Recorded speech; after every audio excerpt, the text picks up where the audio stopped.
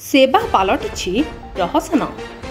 हाँ आज्ञा यह आमे कहूँ कहूँ वीडियो यही ग्रीष्म प्रवाह जनजीवन अस्तव्यस्त एथिरे 4टा बेलू कालबैशाखीर तांडव विद्युत सेवा को अग्राधिकार देइथिबा विद्युत विभाग खामखियाली मनोभावर दृश्य आपणक सामने विपद संकुल अवस्था विद्युत खुंट विद्युत विभाग को बारंबार ग्रामवासी अभियोग कले मध्य कौनसी सुफल मिलुना।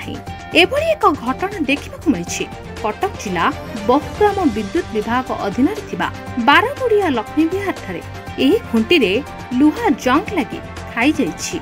एहा जे कौनसी मुहूर्त पड़िजिबार रहिछि एहा नै ग्रामवासी माने भयभीत होइछन्ति। अभियोग कले मध्य बहुग्राम विद्युत विभाग शुणुनाहांती। एहाकु नै आम रिपोर्टर बहुग्राम विद्युत विभाग जेईଙ୍କ प्रतिक्रिया नेबा पई चाहिथिलु हेले तांको सह जोगाजोग होई पारला नाही।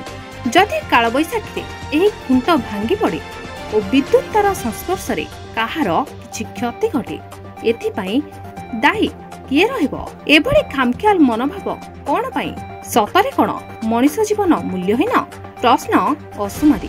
देखा जाऊ विद्युत विभाग निद केबे भांगुछि और विद्युत खुंट केबे मरामती होउछि।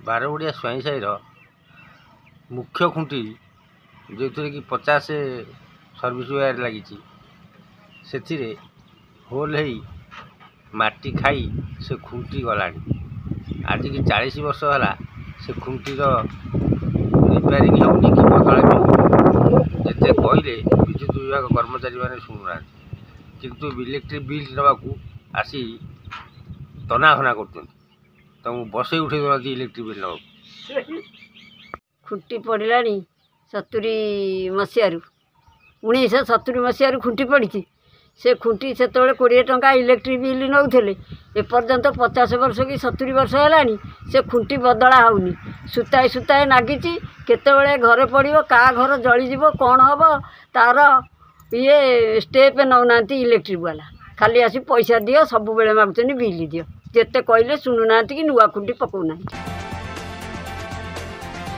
कटक जिला सालेपुर विश्वजित दलाई रिपोर्ट संभव टीवी।